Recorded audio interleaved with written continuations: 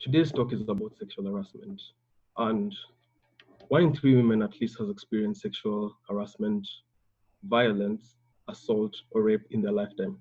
And that is a very, very huge number.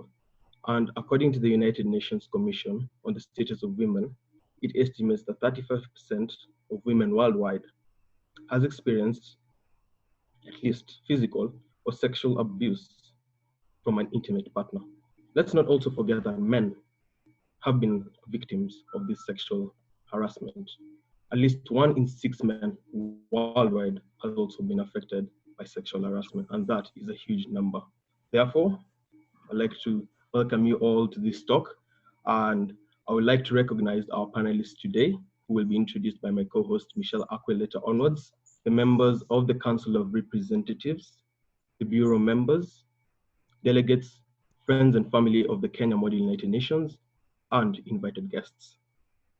Today, as the 20th session of the Kenya Model United Nations, who have 22 active universities and over 500 student delegates, we are humbled to host this talk on sexual harassment, which has been a headache that has been persistent in our society today, and we decided today is enough, is enough. We need to be the change and take the challenge. Can you mute your microphone? Sorry about that.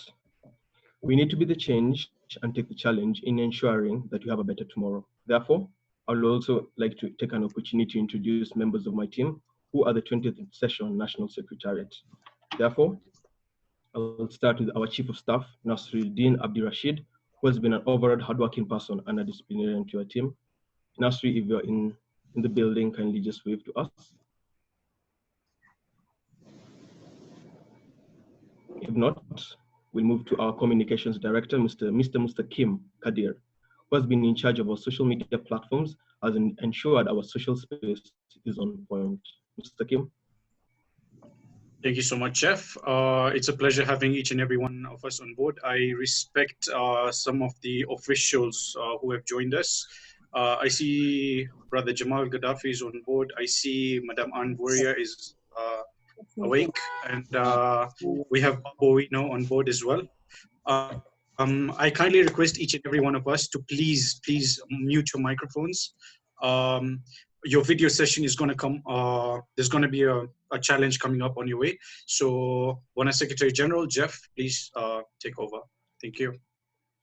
Thank you so much, Mr. Kim. I'll now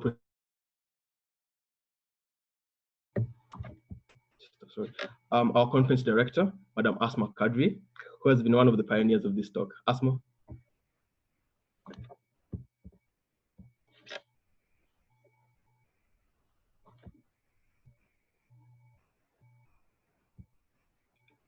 Asma, kindly please unmute yourself. Sorry, one moment. Just check your bottom if it's unmuted. If you cannot unmute yourself, kindly. Okay, fine. Let me allow you to mute yourself in one moment. Sorry. Okay. One moment. All right. Okay, you can speak now, Asma. Thank you. Hi, guys. My name is Asma Kadri. I'm the conference director. Welcome, everyone. It's a pleasure having everyone here. I would like to sincerely appreciate Mr. Jamal Gaddafi, who accepted our invitation to talk to us today, and everyone else, Ann Mvurya and also Adelle Onyango, who are going to be our panelists today. Thank you so much, and everyone else who has joined today. Thank you. Let's talk about sexual harassment because it is a real thing. You know, let's learn something today. Thank you. Thank you so much, Asma.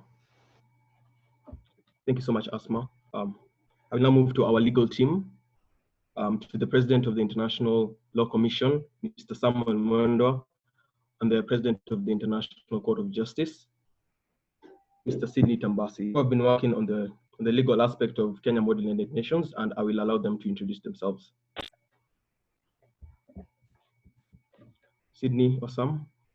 Okay, I think I'll start. My name is Sidney Tambasi. I'm the President of the International Court of Justice. I'm so glad to be here today, and the numbers are so high. We are almost hitting the 3 digits. So stay on till the end. Let's hear from the different experiences we'll hear today, and let's be good citizens. Thank you. Samuel. Hi guys. First of all, I'm really proud of the turnout, and I hope that everyone will have a good time, and that we're going to be able to demystify the whole aspect of sexual harassment, and that everyone will have a fun time here. Thank you. Thank you, Samuel. I'll now move to the President of the General Assembly, Madam Elsie Dulu, who has also been a part of this and one of the greatest pioneers I've worked with. Elsie.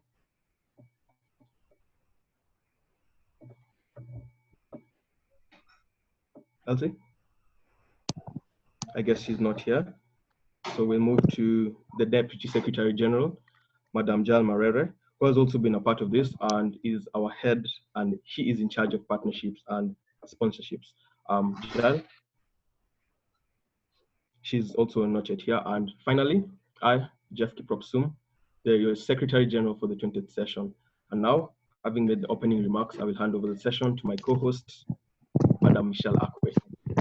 Okay, thank you so much. Samuel, if you don't mind muting, I'd really prefer that. Thank you.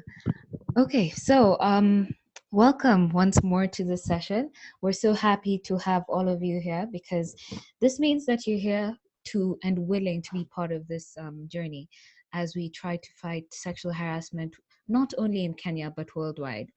I'd like to know where you're all coming from, so kindly, if you can, just go to the chat and kindly point out where you are coming from. So yes, in the chat, just write down where you're coming from and tell me how the weather is over there. Is it sunny? Is it windy?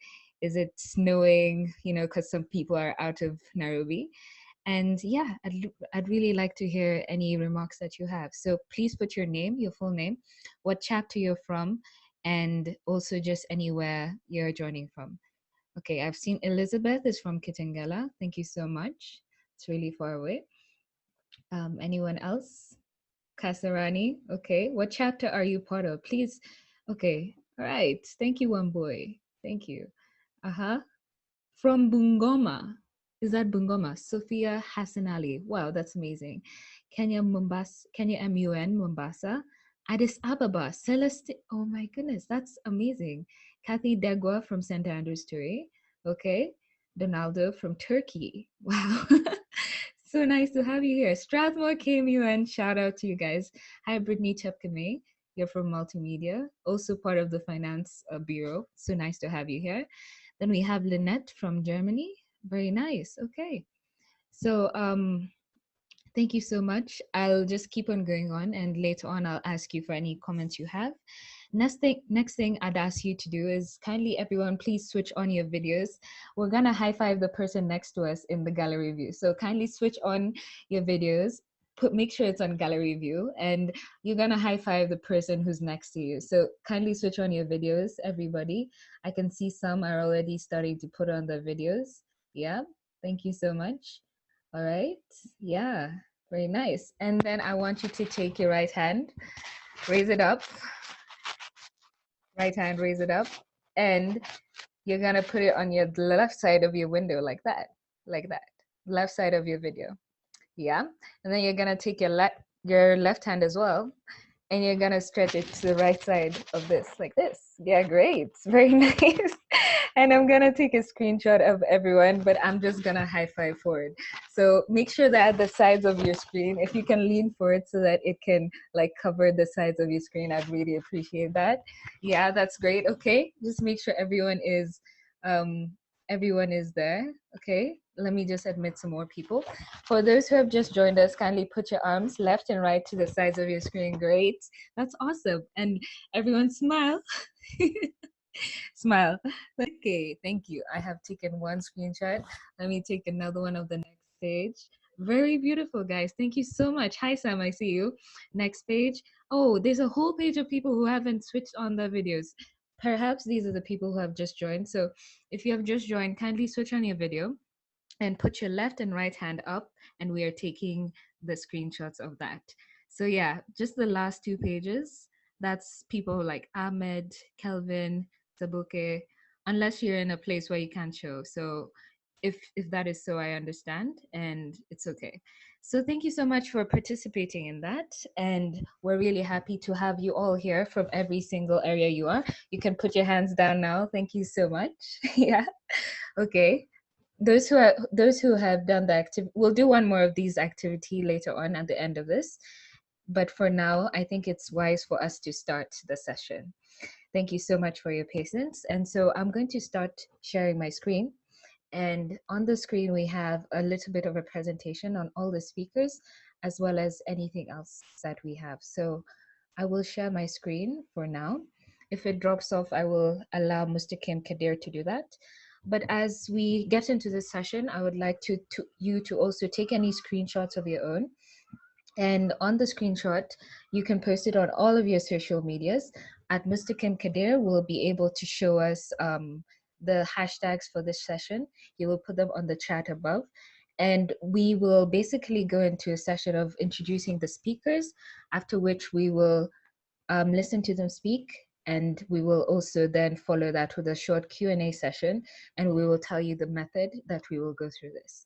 So kindly I'd ask you, if you're not presenting today, to kindly switch off your videos, because we will just need that so that the session can run smoothly and we don't have a lot of login issues. I see someone has raised their hand. Okay, give me 1 moment. I think you've stopped raising your hand. Have you? Okay. We'll get to you in a moment. Kindly, you can private message me if you have any questions. And I think it's wise to ask Jeff to start now. So thank you very much. Right.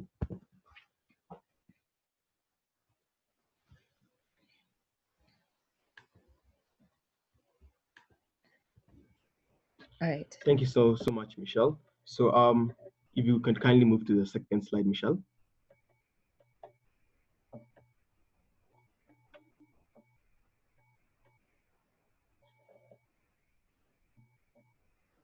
Second slide. Yes, thank you so much, Michelle. As you've seen in front of your screens today, we have Jamal Gaddafi, who is a TV presenter, a corporate MC, and truly a voice for the voiceless. He is well known for his bubbly personality, but down-to-earth attitude. So we can see that Jamal Gaddafi is a popular name among the youth, and he utilizes his social media platforms to call out injustices and promote the voice of the voiceless, while still sharing his positive attitude and making us all smile. If Jamal can maybe just say hi to the viewers, if that's possible.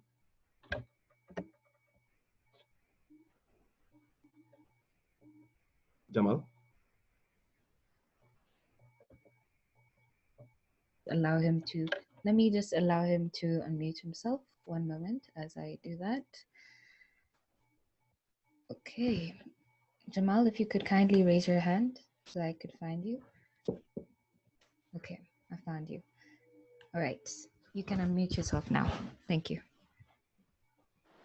Hello guys, how are you? Good afternoon, good evening. My name is Jamal, as the MC has introduced me, Jamal Gaddafi, and I'm presenter and a father and a voice to the voiceless. I'm so happy to be part of this, and it's going to be awesome. I hope you guys are going to enjoy. Yep.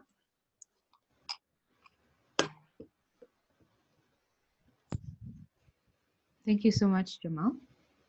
Jeff, are you still with us? Unfortunately, your video has lagged. Okay.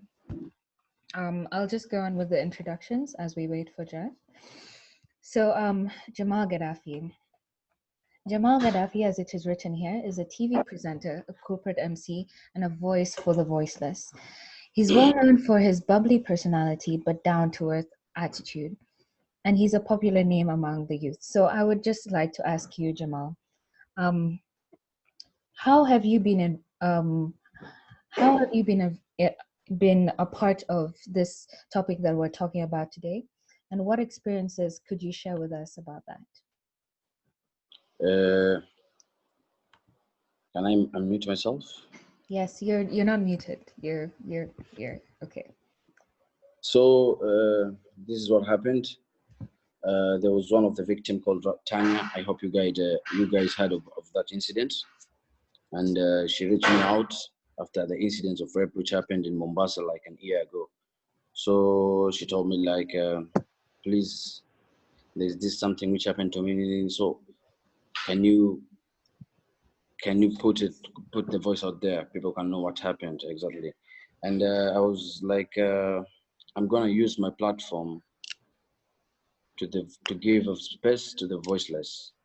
As you know, social media is here to stay, and we need to think outside the box if we wish to understand the phenomenon and capitalize on its benefits and prevent and minimize its negative effects in relation to crime and criminal justice system. So I just decided to go online, and I advertised that guys, at this time I'll be with Tanya, and I'll be giving her time and space to say exactly what happened on that incident of the rape. And that's what happened. I gave Tanya the space and the voice to reach out. So she was like, maybe I'll not get justice, but I'm here to represent the other Tanyas out there in the society. Yeah, that was the incident. And that's why I'm here to talk about the sexual harassment with you guys. Okay, thank you so much, Jamal. Let me move on to the next slide. We have a couple of questions for you regarding this. So these are our questions for you. Number one is, what is your idea on sexual harassment? Your personal idea on understanding it? I think it's an unwelcomed behavior of sexual nature. For example, when when a girl walks by and there are men there, they start whistling, or when a man is approaching a lady, and then that lady looks the man up and down sexually. I think this, in my opinion, that's a sexual harassment behavior. Okay. And sexual harassment has moved on to a virtual platform through all social media. And what is your personal opinion on seeing as to how there's been multiple violations of privacy and defamation on self-image, even with such strict guidelines and policies on social media platforms? How can someone cope with such a situation if they were exposed in such a way? I think sexual harassment in social media has been used as a tool of victim blaming, as occurred after the Tanya rape.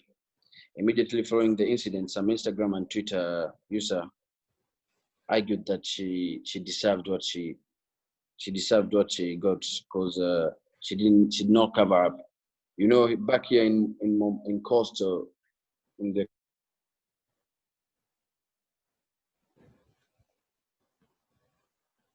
coastal community, we believe, back here in coasts, we believe a lady should cover up, like wear buibui and scarf, and also them, they were like, she didn't cover up and she deserved what she got. That's my take. Okay. The next question we have for you is, you work in media. So knowing the statistics of sexual harassment in the country, what role has the media frequently played so far in ensuring that public sensitization of this kind of thing? Yeah. I think first of all, social media harassment is a very big threat, and online harassment first, and it should not be taken lightly. As a TV presenter, as an entertainer, I'm welcoming all. If there's any incident you think you guys need to be aired, to reach out to the authorities, I'm here. So me, I used my platform as a presenter to give the voice to the voiceless. So I'm just talking to you guys straight. If there's any incident which has occurred in the past or in future, reach me out. As a presenter, I'm going to hook you up with the right anchor or the right presenter who's going to air that story, so that the authorities can take charge of it. Okay. And you said something on dressing, which was very interesting to me. You said that societies believe that certain women should dress up like this. But what about the men? Men, what have you heard about men who have been sexually harassed as well? Like, what has happened to them and why were the reasons that this happened? I think in like in the community, in the Mombasa community, those incidents of men being sexually harassed has happened, and it's cause of there's no opportunity for these guys. There's no work, so we find guys are jobless, and later it leads them to such a behaviors, like making some styles, wearing differently, and then guys will be like, ah, this guy is gay, you know, and the way they're gonna look at this guy, it's in another way. That's why, yeah. Okay. And as we wait for Jeff to join back on, just in a minute, the youth today are exposed to a variety of multiple forms of sexual harassment, and it's mostly because of the exposure to technology as well as other things. And so how can they seek justice and raise their voices for this? Apart from going through you, what other ways can youth our age go through that kind of thing? Yeah. The popularity of social media platforms such as Facebook, Twitter, and Snapchat has transformed the way and we understand and experience crime and victimization. Social media has created new opportunity for criminal justice agencies to solve crime, among other things. There is no doubt social media has been beneficial for some criminal justice institutions. For the victims, social media has given them an unprecedented access to the public and vice versa. So via Facebook and Twitter, victim policies and the public can communicate in real time about an incident and event. This has proven invaluable, not only during time of crisis, but also on day-to-day basis at a local level. On social media,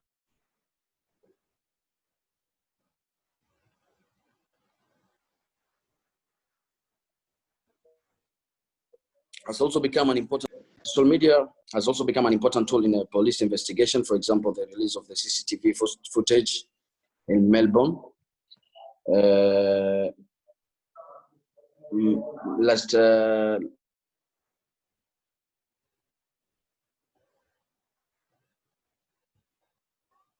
last moment via Facebook pages. I think you guys saw that story of the Melbourne woman. After the Facebook page and YouTube assisted in apprehending her killer. Furthermore, the social media broadcasting of criminal trials has added an extra level of transparency to criminal proceedings. Okay. Thank you very much. Could you repeat one more time the different ways that people could go through? Just a bit slower because you were lagging a little bit. Kindly repeat one more time.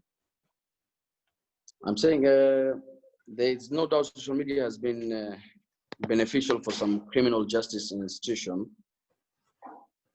Okay. For the victim, social media has given them unprecedented access to the public and vice versa. Via Facebook and Twitter, victim, police, and the public can communicate in real time about an incident and an event. This has proven invaluable, not only during times of crisis, but also on day-to-day basis at a local level. Social media has also become an important tool in police investigation. That's why I'm saying the incident which happened in Melbourne, via Facebook, YouTube assisted in apprehending the killer. Furthermore, I'm saying the social media broadcasting of criminal trials has added an extra level of transparency in criminal proceedings. Okay, thank you very much. I'd like to now ask the audience if they have any questions. They can kindly first type them on the chat, and kindly private message me all your questions, and I'll be able to allow you to raise your hand and ask your question in the future. But I think the last question we can ask is the one on the screen. What should be the balance between believing victims and innocent until proven guilty? Yeah.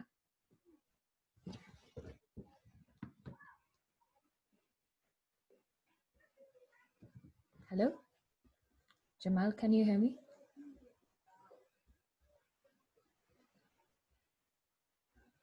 Jamal, are you still here?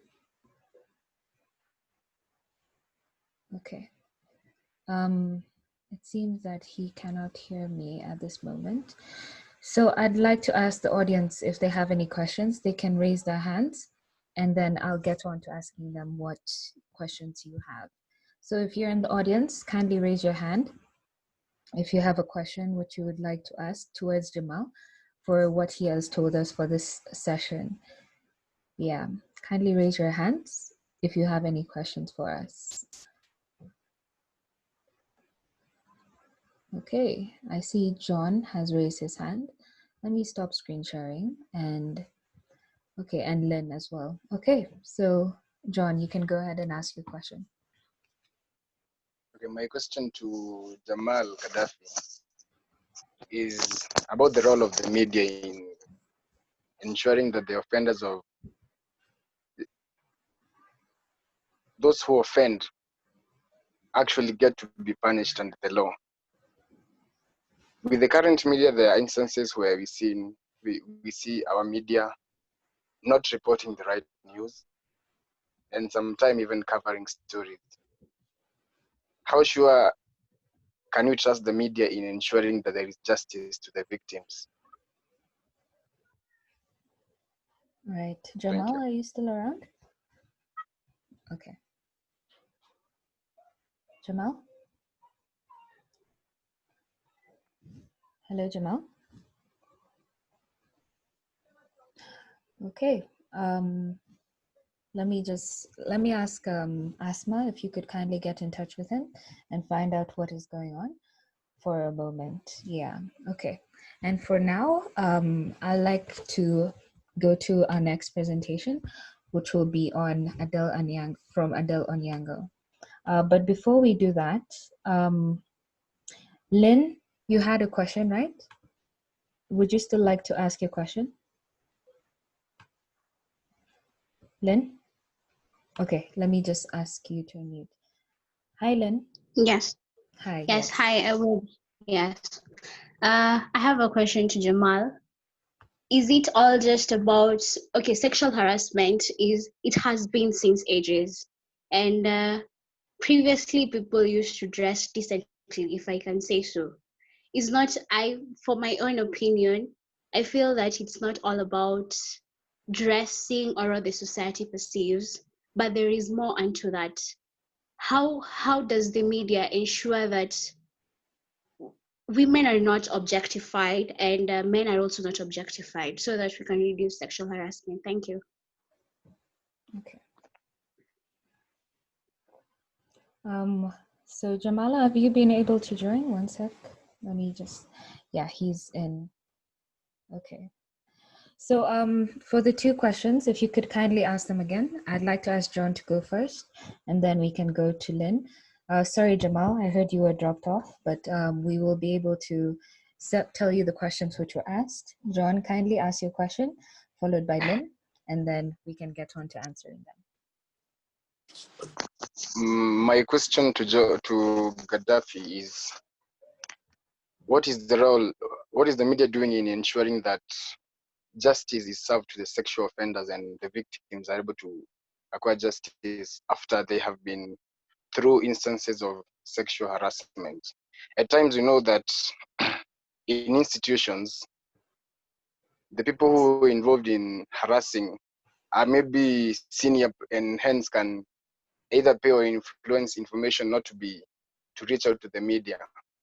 How are they ensuring that there is fairness and no one whose justice is being undermined regardless of his or her background? Thank you. Jamal, would you like to Thank hear you. all the questions and then answer, or do you want to answer one by one? Okay. Which one would you rather? You'd rather answer that one first? It's okay, no problem. Okay. First of all, as a media personality, I'm in the category of entertainment, and not like the serious thing you guys are used to, the news and all, which usually brings the light to these incidents. But on my side, I was like, even the entertainment side, I can use this platform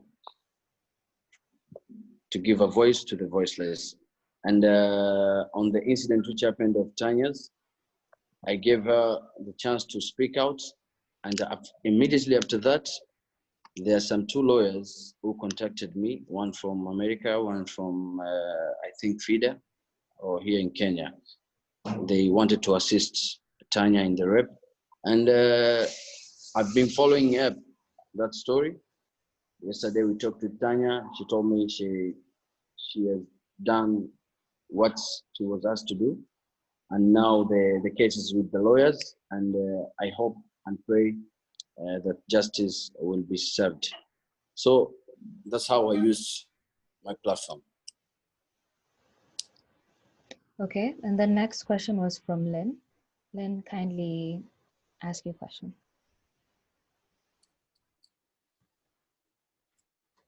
Okay, Lynn, are you with us? Hello, Lynn. Okay, yes, I'm here. Okay. My question is, just as you said, Jamal, that in the coastal society, women are perceived to be decent in their dressing. But then we are in the 21st century. Women are free to wear whatever they want. There are no cultures or customs that confine them into their dressing codes. In my own opinion, I feel that women are to choose what they want to wear, and so do men.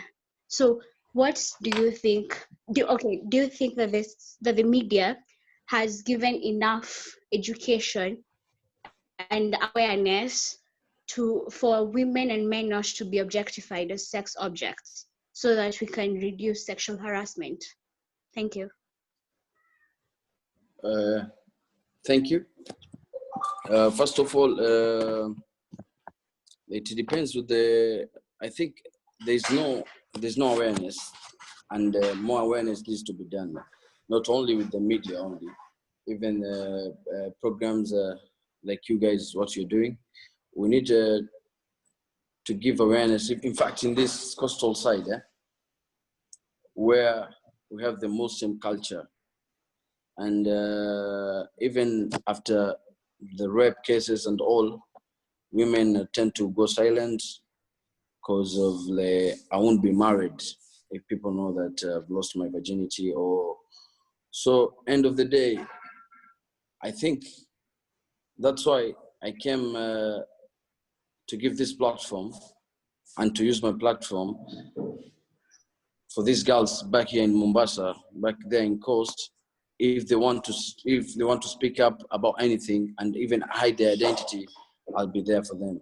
Because first of all, as I told you, the dressing code here in the coast side, not even the coast side, all the Muslim community, a girl needs to cover herself, like to wear scarf, bubui, wear modesty. And so I don't believe one should be harassed because of a dress. And when one says no, it means no. Whether intoxicated, whether she's dressed and presented on awkwardly. So I think when someone says no, is a no. And there need to be a lot of awareness in these communities.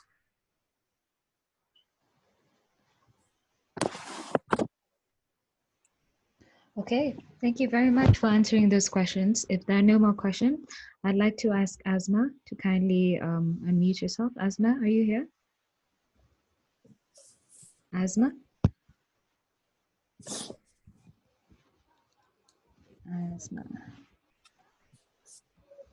Asma, are you able to speak? Can you hear me? Yes, yeah, we can hear you. Kindly put your mic up a bit higher. Yeah.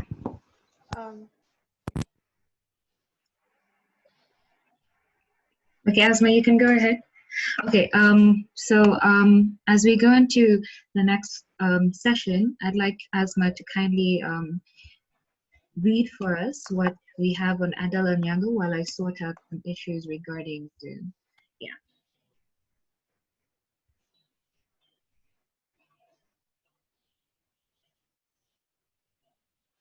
Okay, is my voice okay now?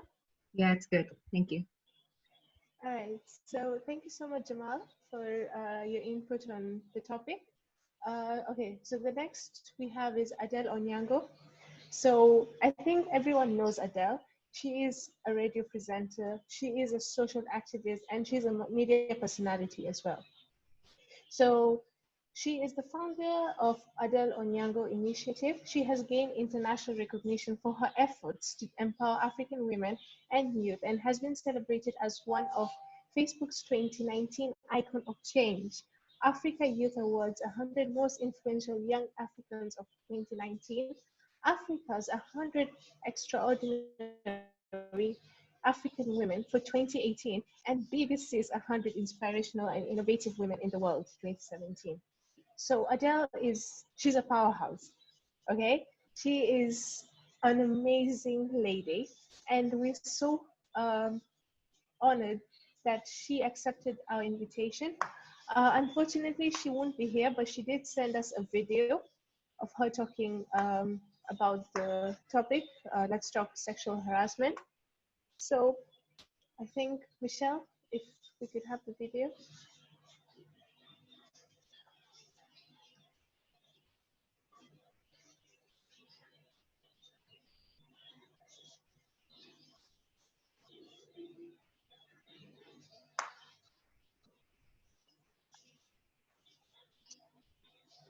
All right. Okay. Before we show you the video, this was what Adelle Onyango. I think earlier this year, we had a very controversial case. There was a rape case in University of Nairobi, and the Vice Chancellor had sent out very insensitive remarks on his internal memo. And this was Adelle Onyango's take on that remark. She said, right now, where we go, what time we will go there, who we will go with, how we will get there, what we will wear, etc., is governed by how safe we will be. And that's not normal. Neither is it okay. If men just stopped raping us, rape will stop. So if you look at that, she is telling us that as a woman, you can't go anywhere at any time with whoever you want to be and what you want to wear. Just because no matter what you do, a man will rape because that's what he sees in you, a sexual object. So she has sent us a video, and I hope Michelle can show us the video, please. Michelle?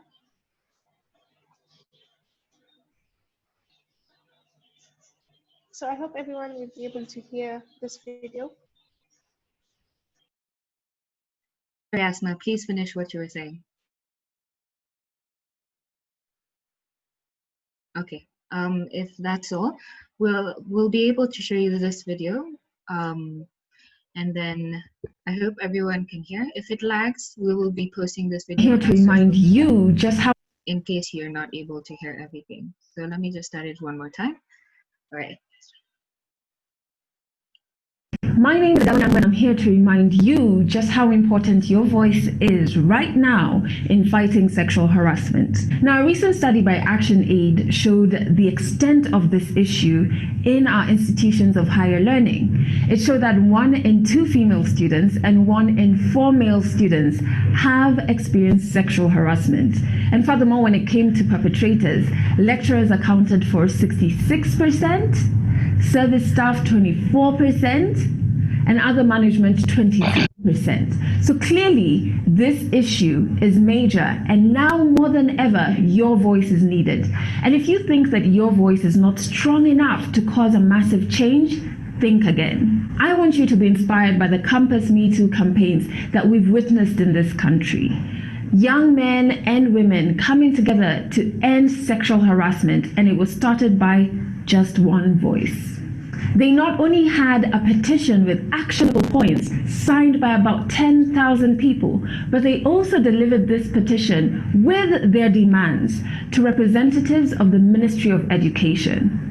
What that means is that these bodies, with the work of making sure that you are safe while in campus, now know that you know your rights, now know that you will stand up and hold them accountable when your rights have been violated. The ball is already rolling. You need to arm yourself with knowledge. You need to read up on what sexual harassment is and what it constitutes. You need to read up about the laws around sexual harassment. You need to read up about policies in your institutions of higher learning. Do they have a sexual harassment policy?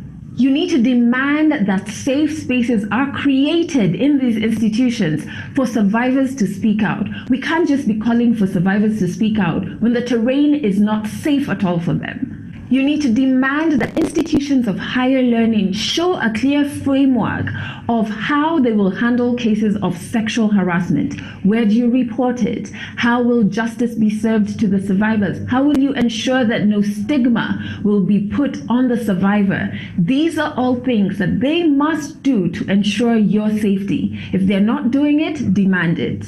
And remember, silence allows injustice to thrive, and that is where your voice comes in. Okay, thank you very much. That was the video from Adele, just encouraging us to continue to do that as well. The next speaker we will have for today is a lady. One moment. Yes, we will be having a lady by the name of Ann Mvurya, and she is the first female. Sorry, one moment. Okay, she's the first female university president of UN Students Association. She foresees the duties of Student Council and is a representative of the UN student community to the world.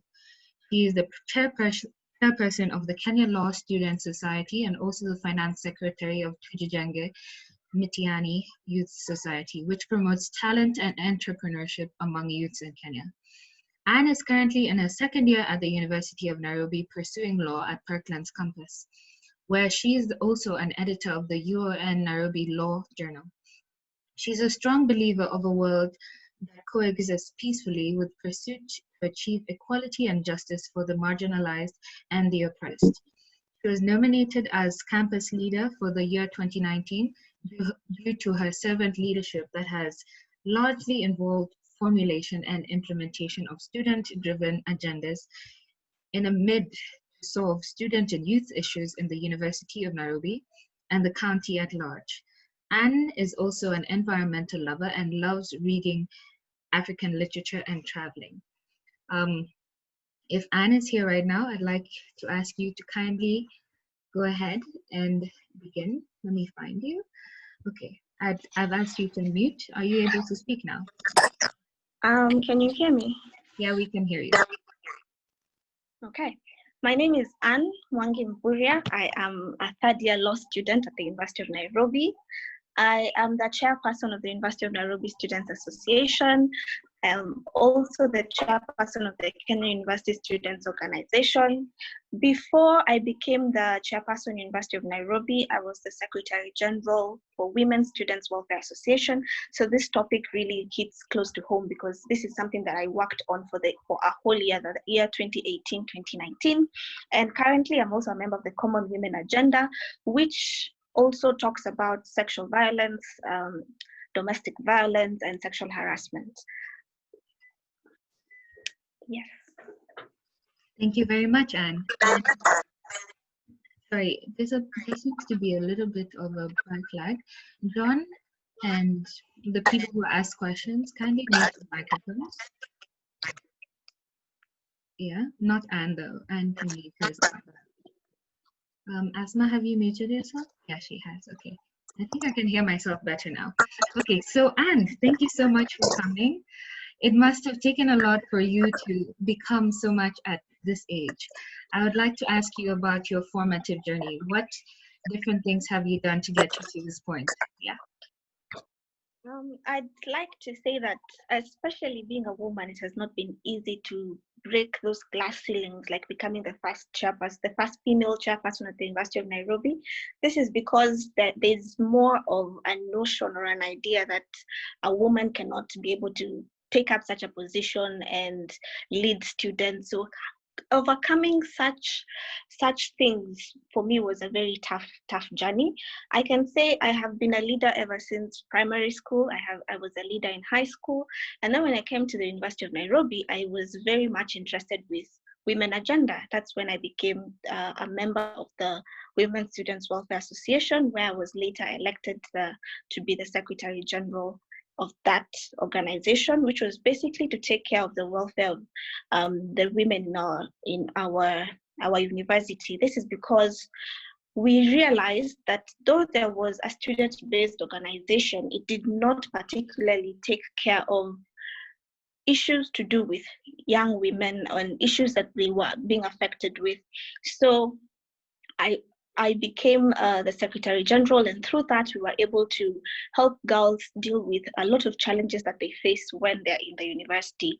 And one of the things that I did that I can say I'm very proud of was when we had issues to do with femicide in Kenya last year around the month of April. We saw so many young women fall and succumb to death because of domestic violence.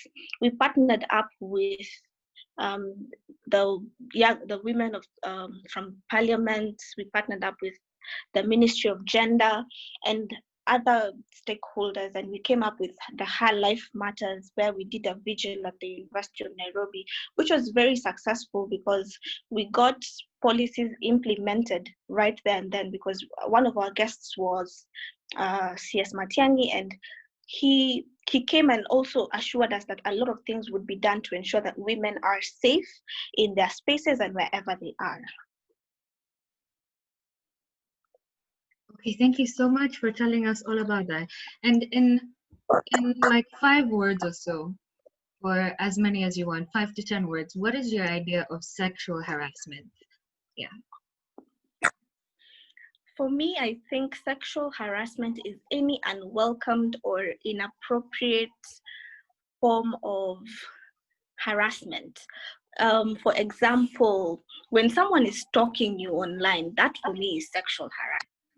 When someone rates you physically in a group and they send a picture and people are commenting about it, that is sexual harassment. Sexual harassment is just staring at a person offensively. That is sexual harassment. Yes. Okay. And if something was meant as a compliment to you, is that still sexual harassment? Is it inappropriate? Because okay. you can try to compliment someone by telling them good job. You can also compliment someone by spanking them and saying good job. So there's a difference. Is it inappropriate? Congratulations. Okay. So if it's inappropriate, that is sexual harassment. If it's something that is welcomed, then that is not sexual harassment. And what are the different forms that sexual harassment can take? I know physical, you talked about that via social media, and also verbal and nonverbal. Are there any other ways that this might happen? So Or are the most prevalent method of sexual harassment right now would be online, because people are social distancing, but you still see that there is sexual harassment cases amongst ourselves. It is physical, there is by words, by even people speaking amongst themselves, but not necessarily telling it right to your face. That could be sexual harassment too, where a group of boys or a group of girls are discussing you openly. That is sexual harassment. Yeah. Especially about the body. Yeah, that's true. And what are the options available? Since you're doing law, I'm sure you know much about the litigation options that we have available to us. So what are some of those that are available if someone would like to take legislative action? What are the different ways? The penal code talks about, it does mention something to do with sexual harassment. I will look at it and give you the exact thing. But there is the Employment Act, which also talks about sexual harassment in the workplace, that ensures that people are protected in the workplace, that they're not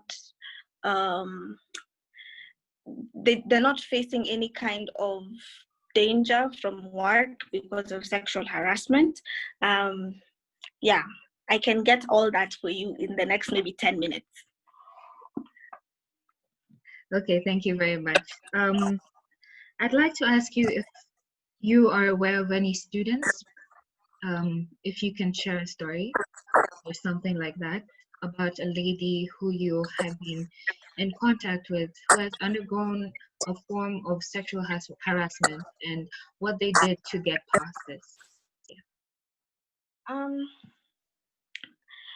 I can basically just give an overview of such a situation just to protect these people, because some of them are still going through the grieving process and you would not want to expose them. But I would say that in a general case, when a student wants probably to graduate and they're missing marks and they are looking to get their marks put in the score, and you find maybe there's someone in the department that wants you to have coffee with him later or coffee with her later, past work hours, to ensure that you do get your grades. So those are some of the things that happen, especially in campuses where you talked about sexually transmitted grades. So those are forms of sexual harassment that do take place in campus.